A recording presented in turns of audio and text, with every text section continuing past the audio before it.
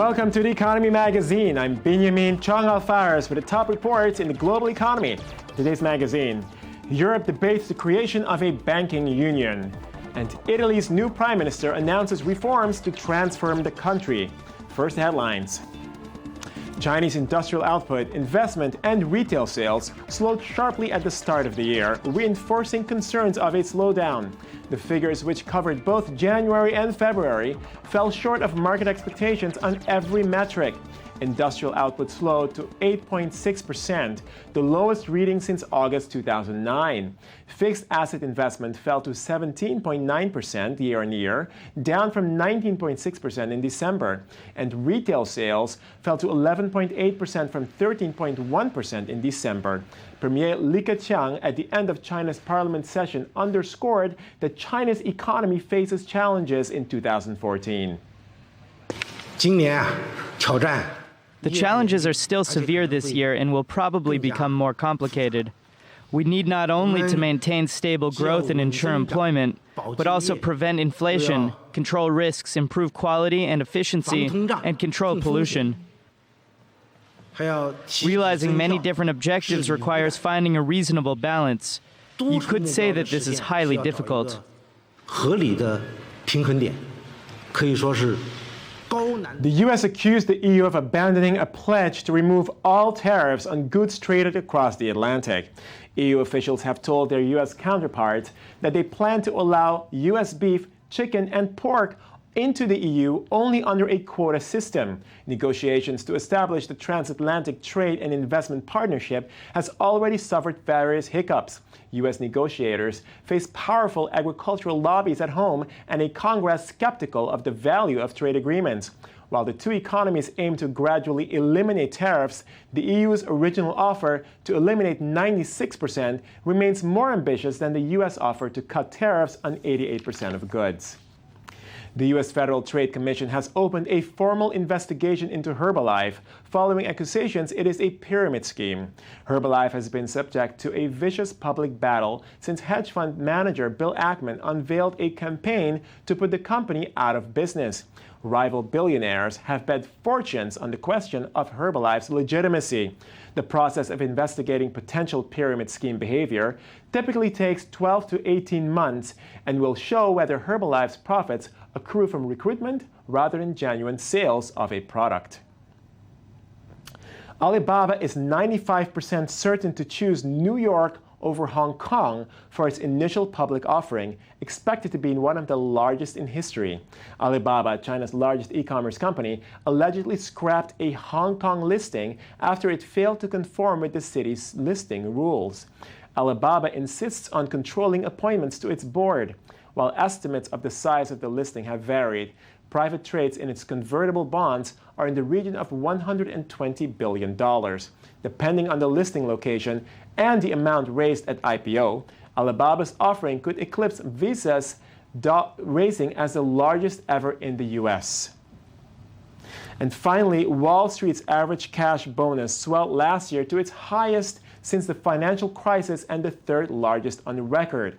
The cash bonus pool jumped 15% to $26.7 billion in 2013, pushing the average cash bonus to $164,000.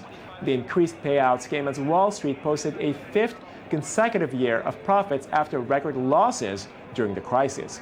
But profits for broker-dealer operations of New York Stock Exchange member firms fell 30% to $16.7 billion in 2013.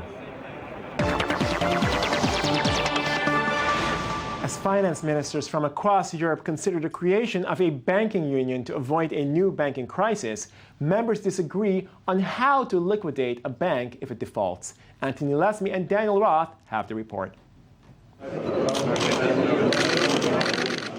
Europe will have to wait at least a week for the 28 finance ministers of the European Union to possibly agree on the creation of a banking union. The central idea of this project is to share the risks of European banks. In other words, to avoid a new banking crisis that could spur a debt crisis in the Eurozone. This is a major political project. It is about breaking the vicious cycle between banking debt and sovereign debt. It is about avoiding economic crisis. It's finally a question of unifying the interest rates in the Eurozone. For the supervisory board that will look at covering 130 banks, prevention is better than cure.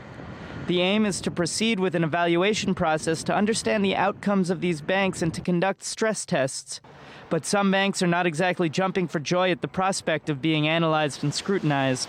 The details are still under discussion. The key measure is to create a mechanism that can bail out banks using funds from a slew of European institutions while avoiding using taxpayers' money, as was the case with Dexia in France and Belgium. It's clear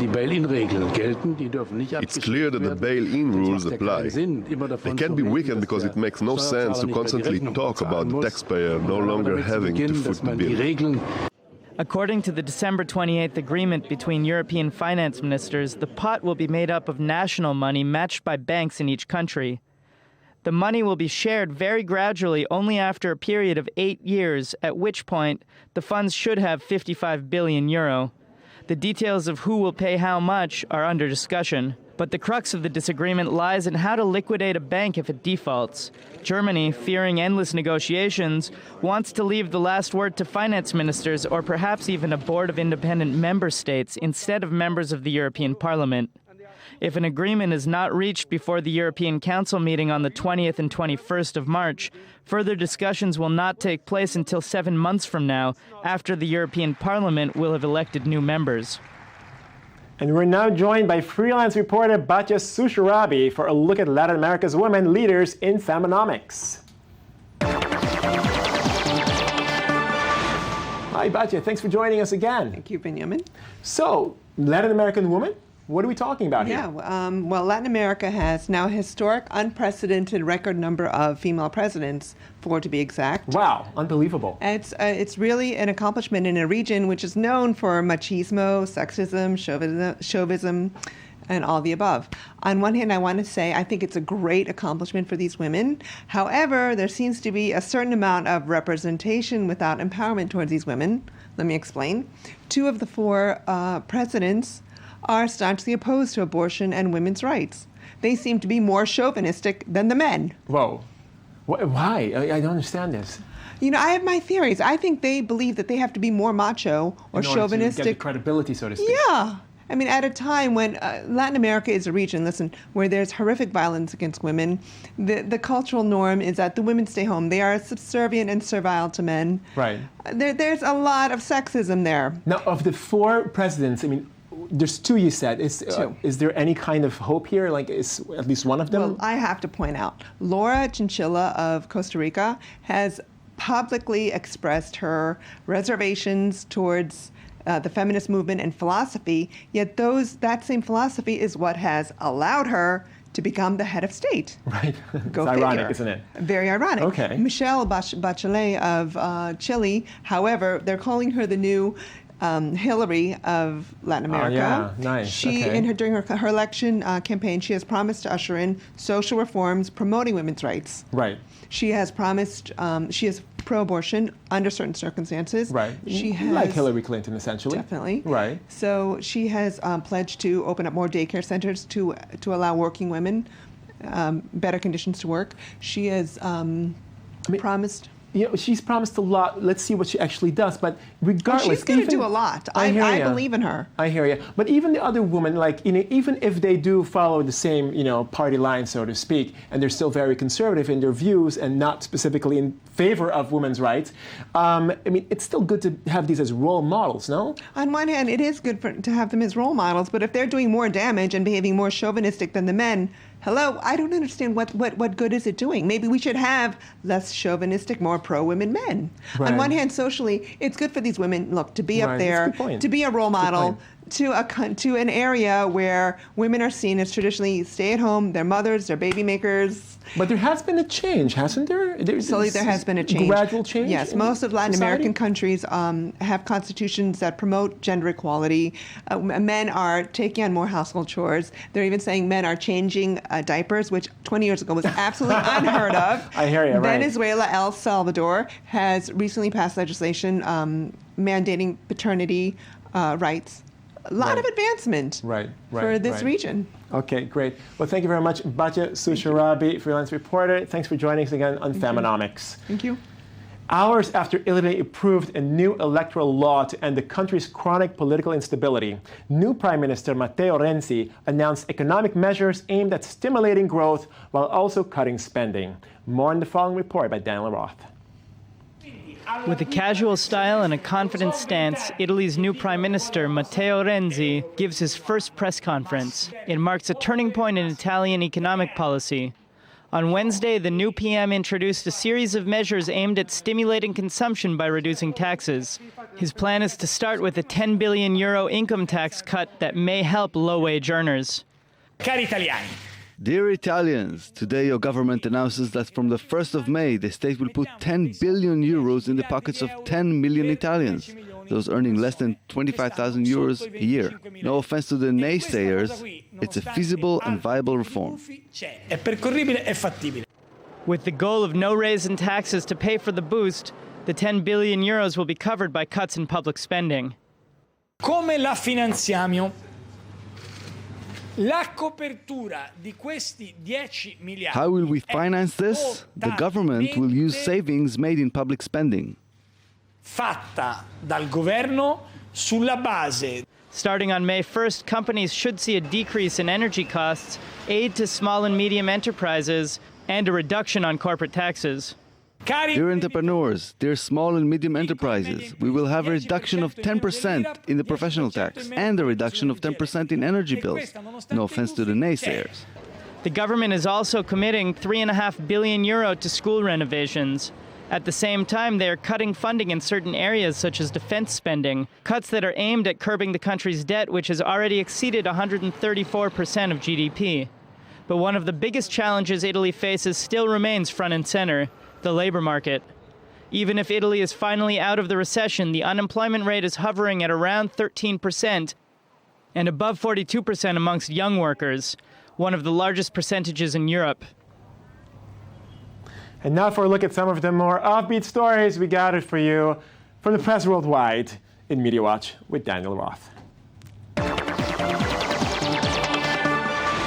So Daniel, I understand we're going to have a little bit more about Wall Street. Yeah, look, I mean, you talked about it. It's my favorite topic by far, specifically the ridiculous amounts of inequality that come out of there. The stories of gross inequity is just endless, it seems. And you mentioned it already today, but it bears repeating. Please do repeat. 15% rise in bonuses over the last 5 years since the crisis began. The bonuses have just been going up and up and up. And you've got the bonuses collectively $26 or $27 billion that more than double the total that the million people who make minimum wage made in 2013. The bonuses on Wall Street more than double the total wages of all of the people who make minimum wage in the U.S. This is the kind of inequality we're talking about. That's just, it's worth talking about and just letting it sink in, just, what is going on in America, that this is the situation. Just to be devil's advocate and be mean here for a second. Yes, please do. Please be mean. But these people are, the people in Wall Street, presumably they're highly educated, they're working hard. Not to say that someone flipping burgers is not working hard, but shouldn't they be given bonuses? Look, whether bonuses are required or good or not isn't the question. What we're talking about here is inequality that really is a recipe for revolutions. You're talking about people who are so uncomfortable, people who don't have enough money to live, they have to work 2-3 jobs. And, Obama said it the other day, President Obama, that minimum wage workers are average age 35. Right. You're not talking about teenagers. Little kids either. So, you're talking about a recipe for disaster here. Okay. What else is going on here? The opposite of a recipe for disaster, Teva, Israel's flagship company, some would say, pharmaceutical company, is doing really well about 4 months after it seemed like all was lost. Right. They picked a new CEO. Disaster, it seemed like. There's a big blowout. CEO left. Copic is going generic, so there's going to be a lot of competition. They think it's going to drop the price 20 or 30%. Right. And just to keep in mind, this is about 60% of Teva's revenue comes from Copic. Right. But they've got a new CEO. He's well known apparently for rehabilitating companies, and they're actually getting people to convert to a new kind of Copic that's said to be keeping some business in their corner. Gotcha. So these are the two reasons that Teva's actually bouncing back. Fantastic. Well, it's good news coming from Teva. Thank you very much, Daniel Roth. The good and the bad in the economy. Always. That's all the time we have for you today. I'm Benjamin Chung Alvarez. Please continue to send us your comments. Tell us what you want. Tell us what you thought. And join us again tomorrow or next week.